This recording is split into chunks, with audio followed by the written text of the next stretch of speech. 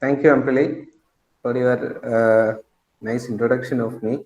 But yes, I'm not that eminent, and just tell me plainly that I haven't worked as compared to my supervisor who is present here, Sachi sir, or the other key speaker, Sucharita Sen ma'am, who was also my teacher in my post graduation time, along with Sachi sir, and also with Amit Thorat. But anyways, I would like to give my thoughts on a topic which is like which was playing in my mind for so long. Uh, it is like how to use literature, especially fiction, to understand geography. So some of my thoughts I would like to share with the audience here. And I was a little bit worried because for the last 2-3 presentation there were like a lot of students and faculties from the rest of the states of India. So what I have prepared is basically the literature, which is sources which are available from mainly Malayalam. So I was little worried because whether they will be in a position to relate it or not. Anyways, now I look into the audience, most of them are like from Kerala, so they will be in a position to connect. It seems okay. So and then I also thank you for your plans about conducting this seminar and to introduce me to into this panel, because to be with my supervisor is always a pleasure. But for the first time, I am sharing the dais with him in a panel even though it's in a webinar. So I'm extremely honored to be sharing the screen or with him. Okay, and okay, let me get into the topic that I am dealing with. So basically, I will organize my presentation in 2 or 3 categories. I will be talking about how the foundation, especially the foundation of modern geography, was laid by, as we all know, by Alexander von Humboldt and Karl Ritter. So, what was the distinction between these two? How we need to, that would be discussed in the first person, and secondly, how fiction can be used as a secondary source in geographical research, and the ways and methods that will be discussed. And finally, some of the major key areas where fiction can be of very use in geographical research.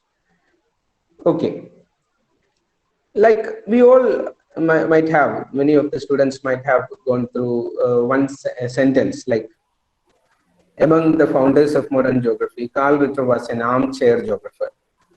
So I was also thinking in my UG times as well as PG times, how can an armchair geographer can be of use when geography itself is a discipline which focus highly on field visits and field observations.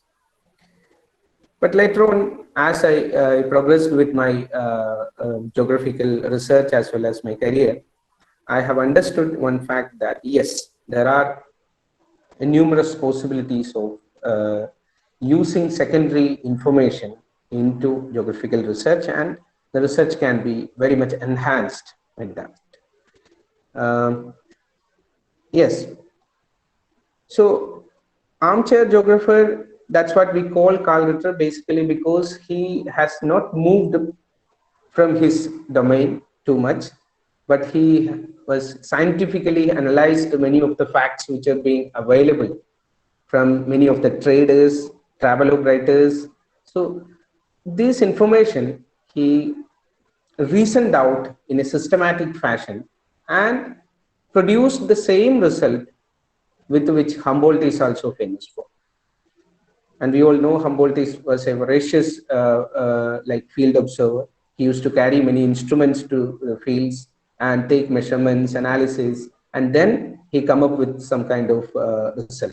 So both have both died in the same year, and parallelly they had worked and ended up with the same kind of result. So it also shows that yes, even this time, this is very much relevant this time, because during the pandemic situation, as the title of the webinar itself indicate, during the pandemic situation we are not in a position to carry out field observations and field visits. Hence we can extract maximum amount of information from the information that is already available, that is secondary. So my supervisor has already talked about the available sources of secondary data and the digital ways of acquiring data by Amit Thorat sir, and also how employment data, like a key section employment data, can be extracted from the secondary source that was given by Sucharita Sen. So this is in continuation with that, but yes, it looks into another aspects and dimensions of using secondary data. Okay, secondary data, yes, we all know last three webinars had presented. There are various kind of academic or non-fiction secondary data sources like census, NSSO, or NFHS. There are various agencies who are collecting and compiling data, raw data, and which is available either at a cost or free. Okay. And I would say this is not any kind of conclusive kind of webinar that I am going to. I would like to have it more interactive, because many of your experiences would be handy in understanding this. Many of you might have undertaken research at various level.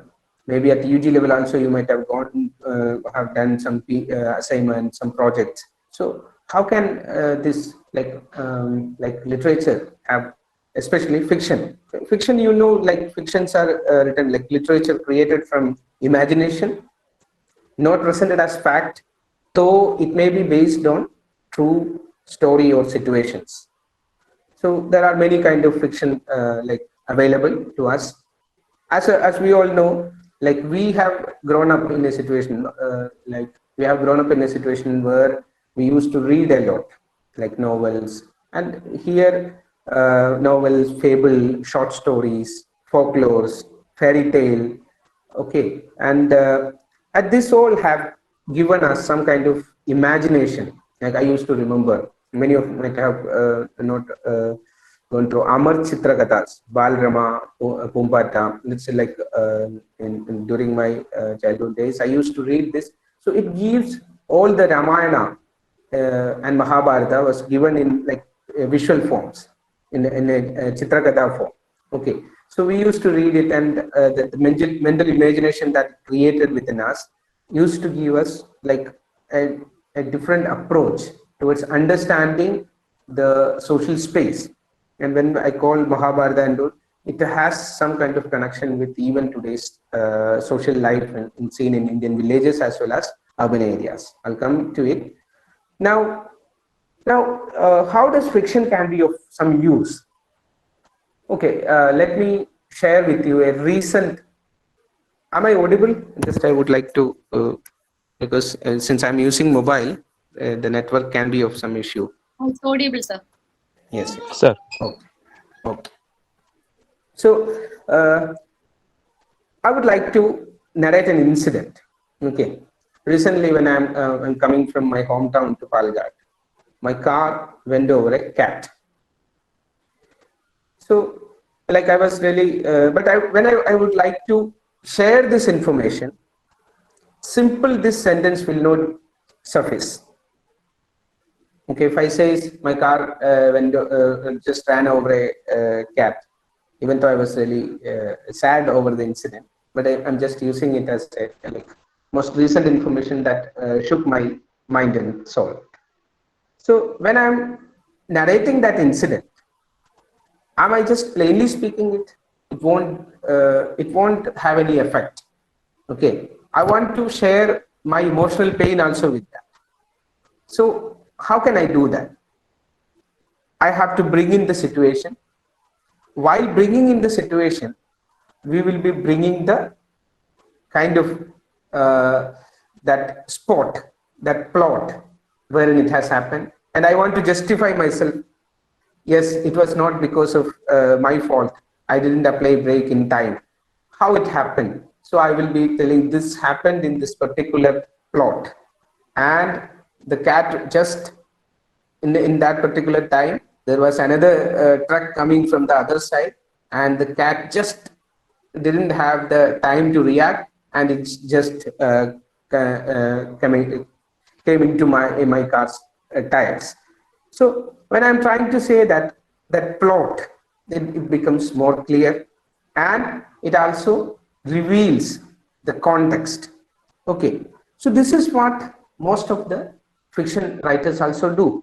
You can never say a story without plotting it in a particular frame. So that frame actually derives, or it also have ample opportunities for not only geographers, sociologists, many other kind of academic disciplines who deals with human as an agent in transforming this earth surface.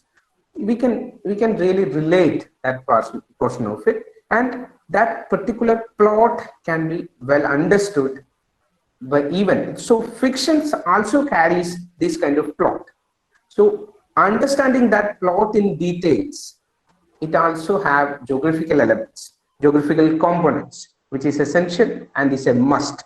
As we all know, all the incidents that happens or any scenario that happens, it has to happen in some space, some place, some plot. So this portion or this part of our understanding would be very crucial in helping geographical research. That's what my understanding is. Okay, and why geography? Yes, we all know geography would like to look into, like, see, how does geography might have evolved. Once we have settled down in a place and we have looked around and figure out what are all the resources available with us and how to extract it, how to utilize it.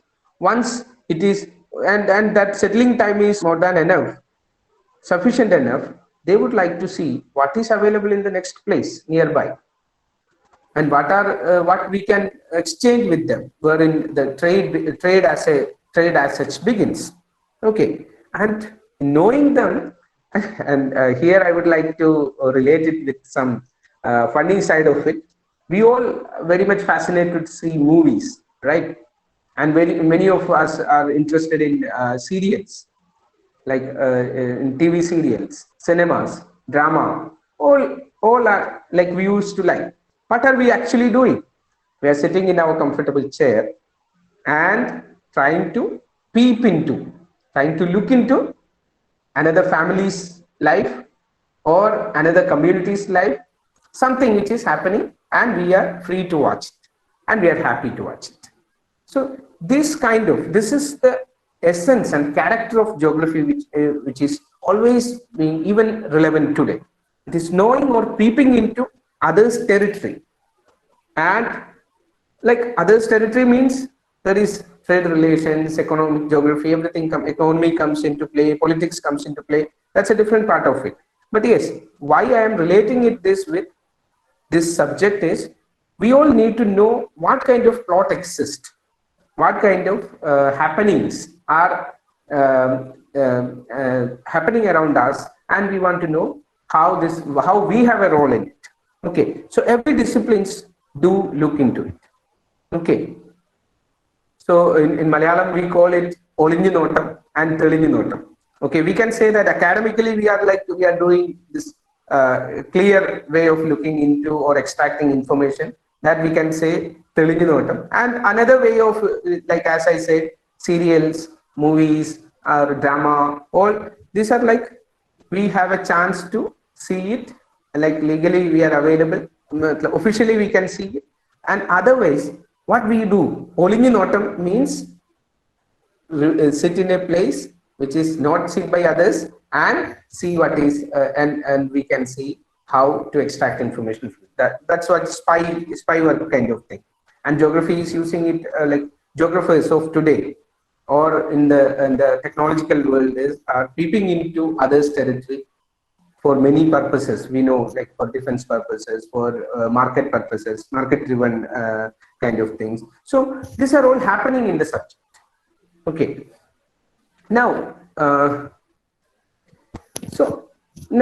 as I have already said, this fiction and geography, how does it is being related? There are like, you can take n number of case studies, and that I will be doing in my next, like last session, where how can we utilize this kind of plots which is being described or narrated in fictions. Okay, our focus is on the setting in which these narrations are built. Right, we have like many kind of settings in novels, as well as I have said, in movies we have some set. Like, you just remember, there is a like Mahesh Inde Pradigaram. There is a recent movie which came, or Kumbalangi Nights, or 2 or 3 years before this movies came, and it became an instant hit. I saw these 2 movies and I understood a lot about that particular plot. Okay, for example, if you take into Mahesh Inde Pradigaram, where the beauty, not only the beauty of Idukki, as well as the day-to-day life of Idukki people, and beautifully set, a small story, and take out the case of Kumbalangi Nights, which is another movie in which you can say that an abandoned place, which is like a marshy, or where waste used to be deposited. Okay, at that small island in near to a river. Okay, and how the people are being seen, like outsiders see this place as useless, as well as the people also useless. There are many dialogues that keeps coming in that movie, where it portrays that he belongs to that place. Obviously, he will be of no use.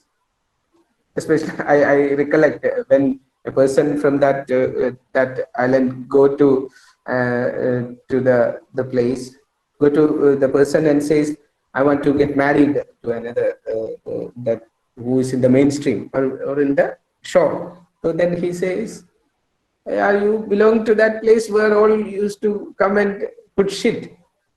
So how can I give you I can give my sister to you?" And then these kind of narrations and settings, which is being very well portrayed by many of the fiction writers. Okay. And to me, my personal experience, that also I would like to share, where like when I started my research, especially it was on Adia tribal communities in Wayanad. My supervisor is also here, and he know the situation there since he has visited with me. But the trigger came from basically 3 literatures, 3 novels. One was by P. Valsala, which is named like Nellu. The name of the novel was Nellu. And also another one was Maveli Mandram, which was by K.G. Baby. And some of the like half factual and like kind of there is another novel by K. Panu, which is known as Keralathile Africa. It says Africa in Kerala.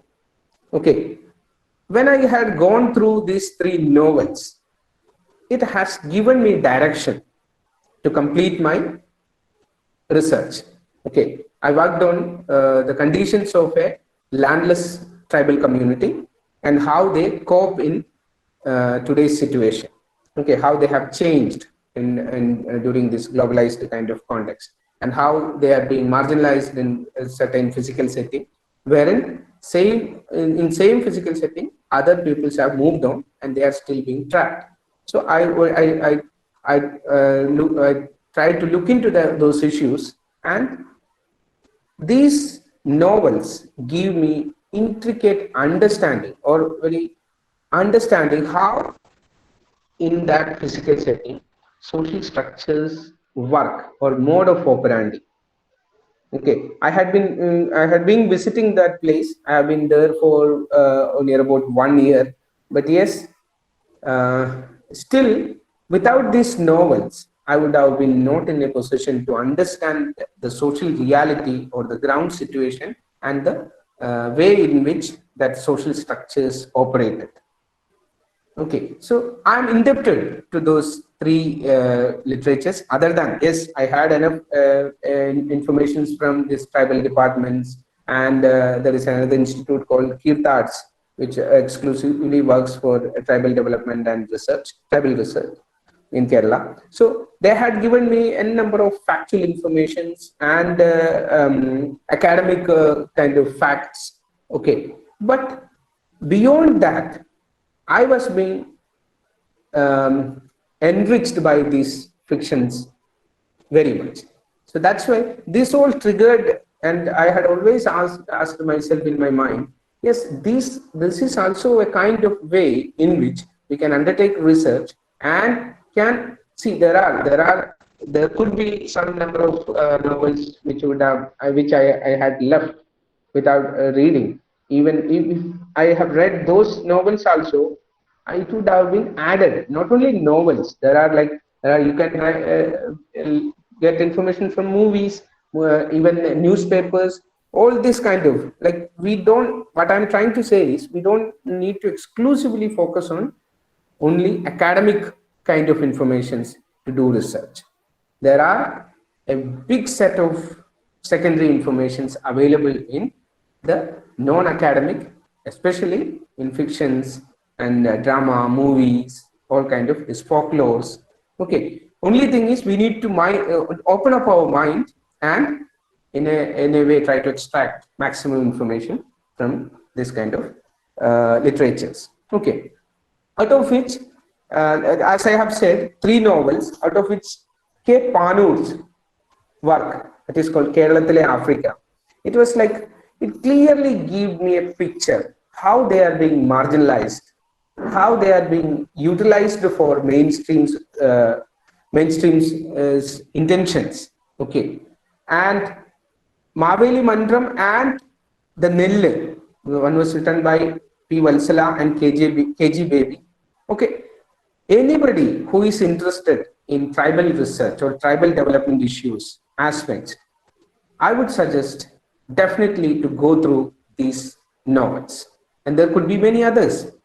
I had touched upon this, so I'm recommending it before you.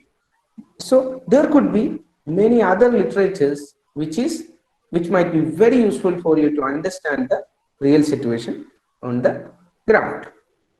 Okay, and now let me see how we can incorporate. So we know most of them falls under cultural geography or social geography or in the big ambit of human geography. Okay, but not just that. Geographer should be very much opening his eyes because see, we are not exclusively any robot or kind of because every research that geographers undertake should consider human agency's involvement, and without which we can never say it as geography. Okay, think about climatology or physical geography. Okay, physical geography in which like physical geography will be there are many disciplines which look into this. For example, you take into geology, okay, meteorology. So they in like I'm not criticizing that element, but yes, when geographers do this climatology, like meteorology becomes climatology and geology becomes geomorphology. So in addition to that, like how this transformation happens, because we also look into humans involvement in detail, not just the physical facts and its correlations. Okay, so this is how we need to now let's see how the fiction writing can be useful in some of the key areas. I am not going to give like not in a position to give the full picture, but yes, I would give some brief ideas. I would like to give some brief ideas wherein this fiction can be, or the mainly novels, fables, or short stories can be of very much useful in your research.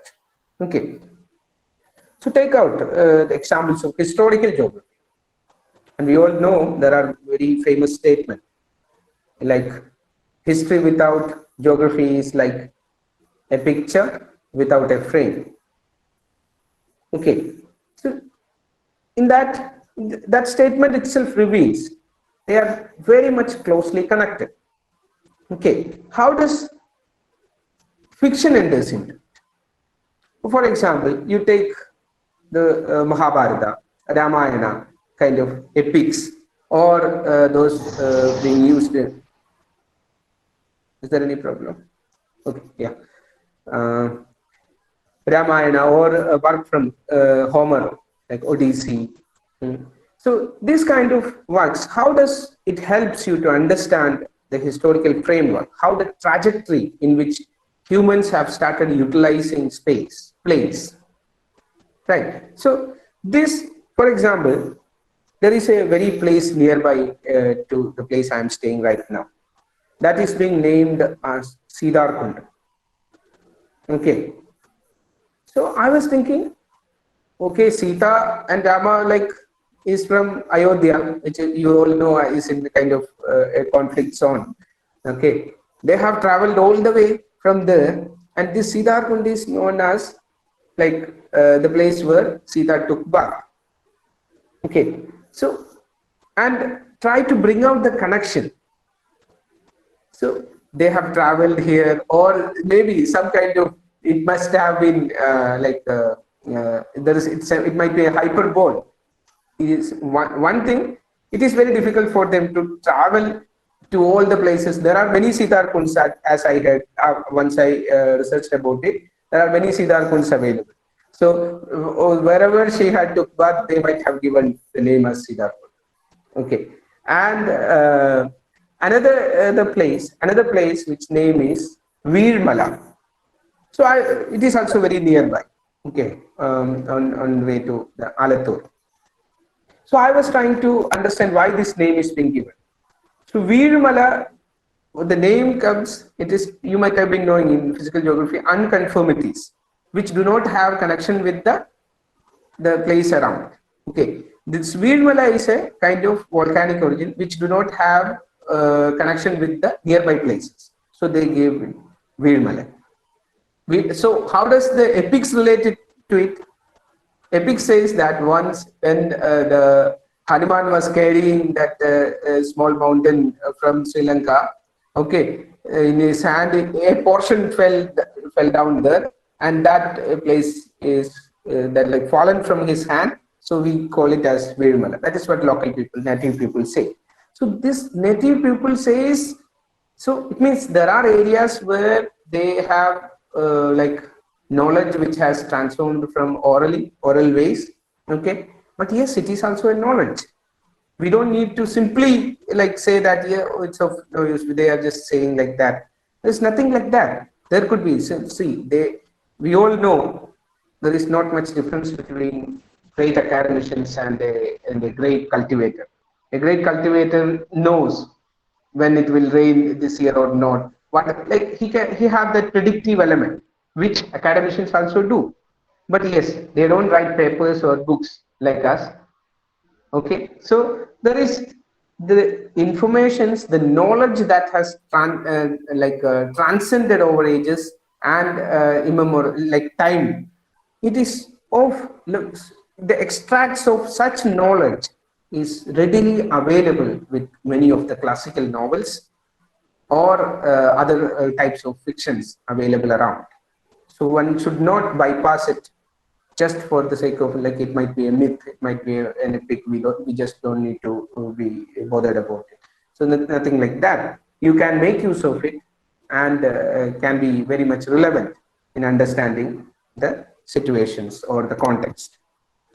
Okay, now let me invite you into some of the areas where it can be of direct use. Travelogue writings.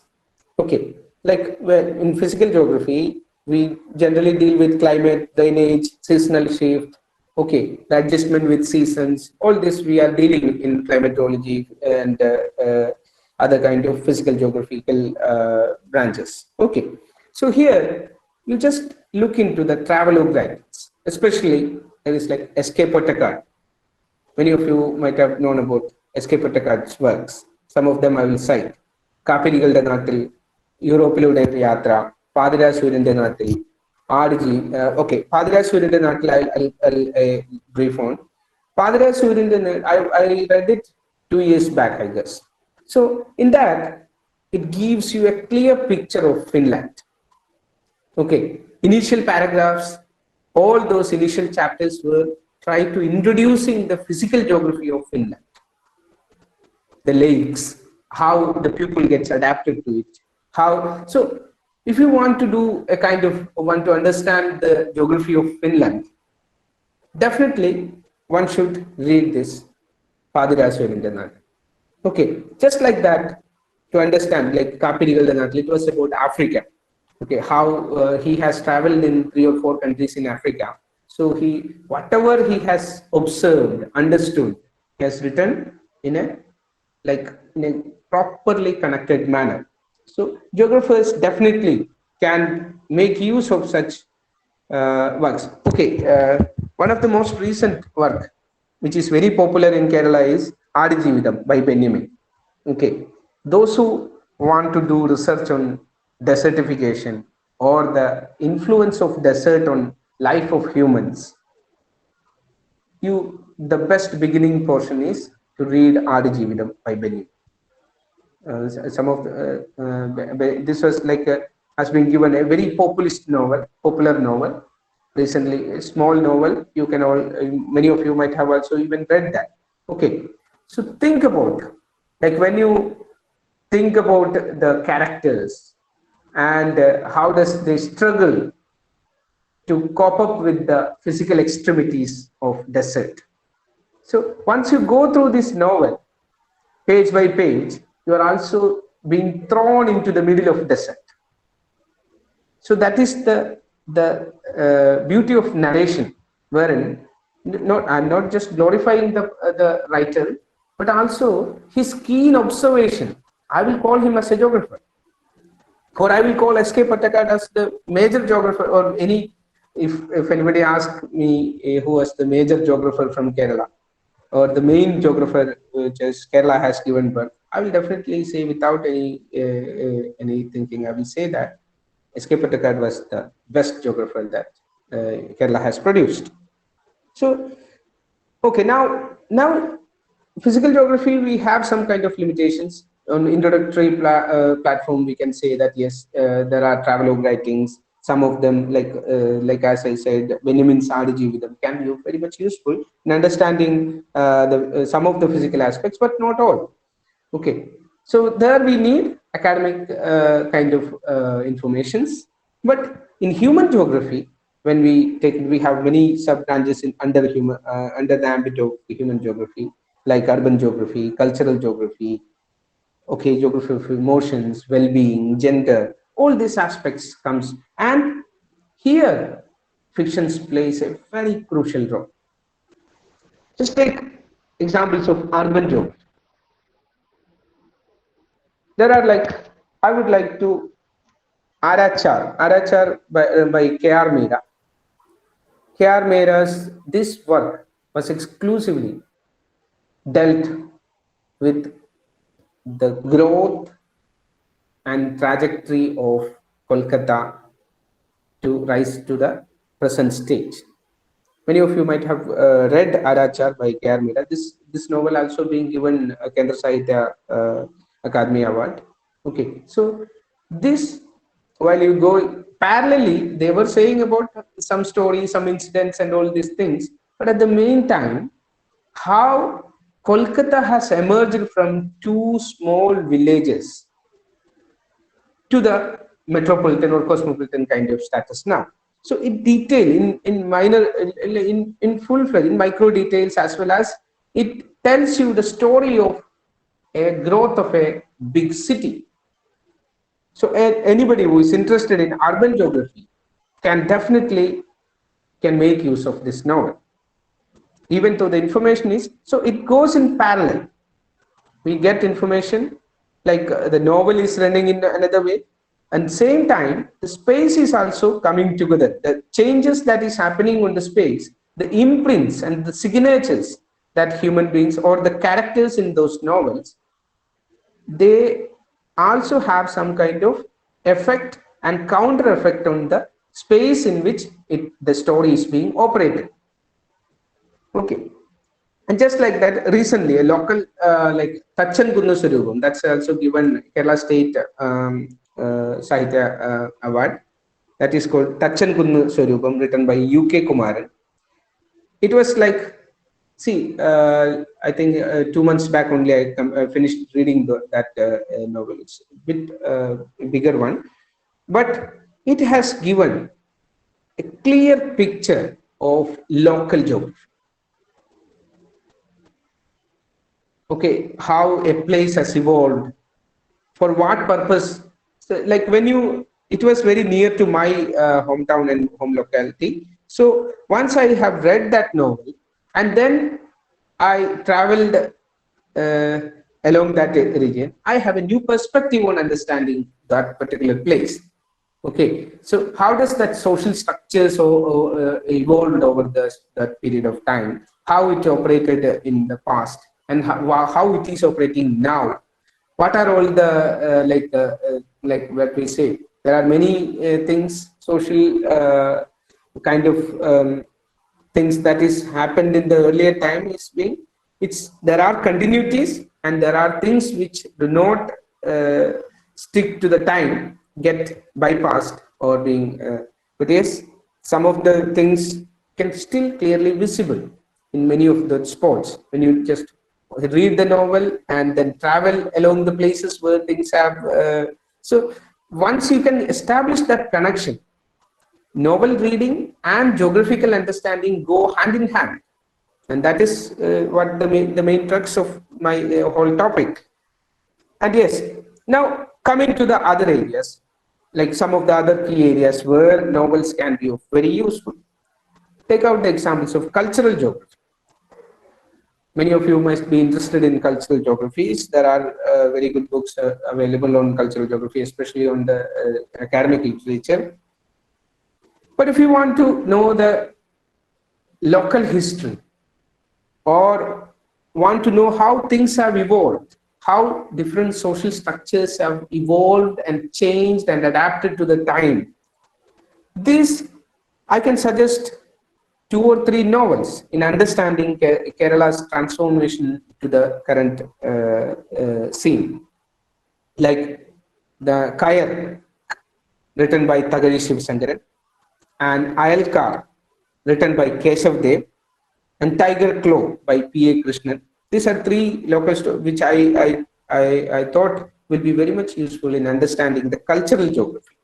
Okay, so also, like when I need to introduce you to these novels, Kayar, Thagari Shivasankaran was a revenue worker.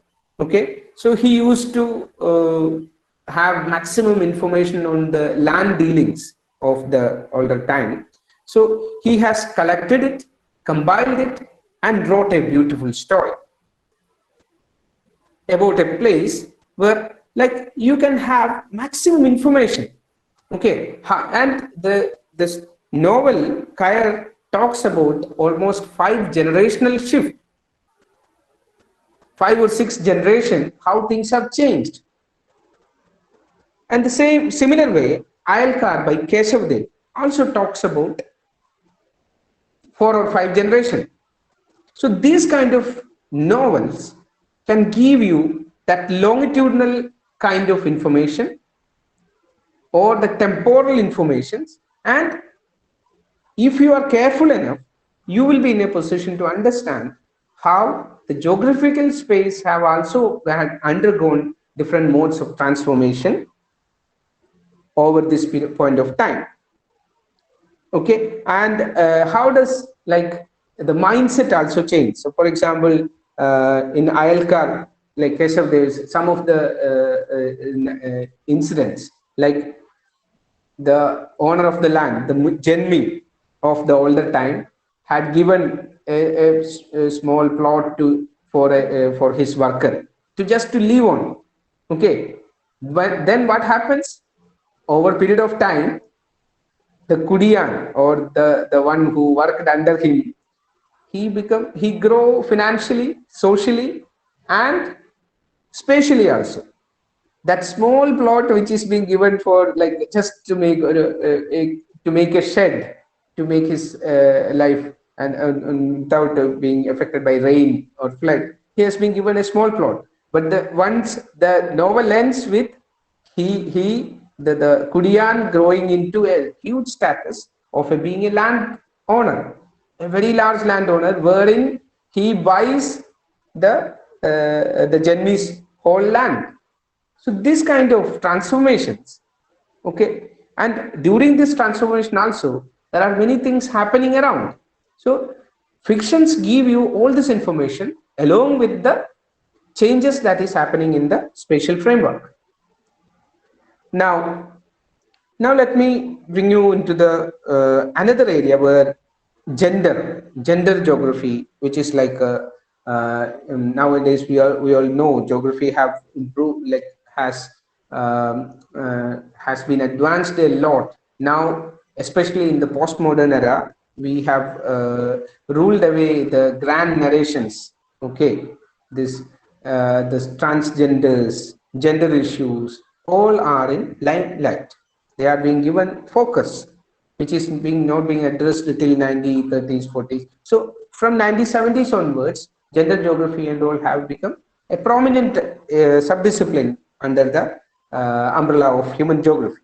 Okay, so just think about, I will just narrate some of the incidents, like Ala Heda Penmakal, written by Sarah Joseph, was also given, I think, like Kendra Sahitya Award. And God of Small Things, which you are all familiar with, which is written by Arundhati Roy. They all talks about strong woman characters. Okay, where how the characters fought. And another story which I recollect now, like Good Earth, which was like, in which it also portrays, there are like just like as I have said, how things changed over a point of time, and how does women characters who are bold enough and withstood the male domination, or the patriarchal kind of thing, and how within a family the position of women change when financial situation and social situation improves. All this kind of narrations can be understood from the fictions like Ala Hedapan Makal, God of Small Things, or Good Earth kind of novels. And then let me bring you into another area which is like where Kerala, within Kerala geographically not much work is being seen, especially geography and the connection with emotional geography. Okay, you might have been heard of Topohelia by Ufutuan, okay, in which he talks about mental images, mental perceptions, and the spatial framework associated with it. Okay, so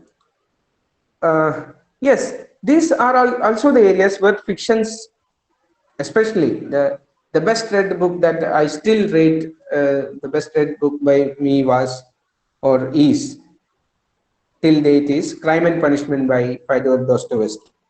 Okay, so Dostoevsky, while portraying the hero in that novel, is trying to relate the social situations with the help of spatial framework. Okay, so the entire novel goes within the conflicts that is happening inside the mind. Okay, while it is happening inside the mind, how does he feel outside, or how does his feeling is towards the outside, especially the social situation that is there in the Russia? How does poverty have a major say, and how does the context or situations pressurize a person to commit some kind of murder, and he himself is doubtful whether I need to undertake that murder or whether I did that murder. So lot of psychological thriller kind of movie it is, novel it is. But at the same time, what fascinated me is the portrayal of social space existing in that time. And just like that, All Men and Sea by Hemingway were also a lot of emotional. Many of the things which is which has happened, happening inside the mind while the hero goes for fishing. Okay, he is not being getting any fish for so long. So what are all things happening inside mind? And once he got a big fish, and he has a lot of emotional overcomings. But by the time he reaches the coast, the entire fish is being eaten up by small fishes. So these are all the Hemingway's book is very small book. All Men and Sea, which is being given Nobel Prize, is a very small one. But just okay, to bring down the scale, if you take out the movie called Thaniyavartanam, you might have all seen, I guess, in which how poverty and how repetition happens. The Thaniyavartanam means repetition. Okay, repetition. Just think about the situation where the caste system was so strong. So if you happen to be a son of like a cobbler, you will tend to be like the social pressures will make you see that his son or his daughter is also engaging in the same kind of job. Just like that, in Thaniyavartanam movie, there is a play, like a plot in which it is stated that the eldest person in that family will be mad. Anyhow, and just think about the character. He himself was a school teacher. Okay. And there was another madman before his generation. And once he dies, next generation, he will be a mad person. This is a social kind of sanction. Okay. Even though he is not mad, society makes him makes him mad. So this is the crux of that movie. And finally, his own mother gives him poison. So this, like I would share my experience with this Thaniyavartanam and Crime and Punishment. This all have like lot of, it goes into your mind and seeks many things.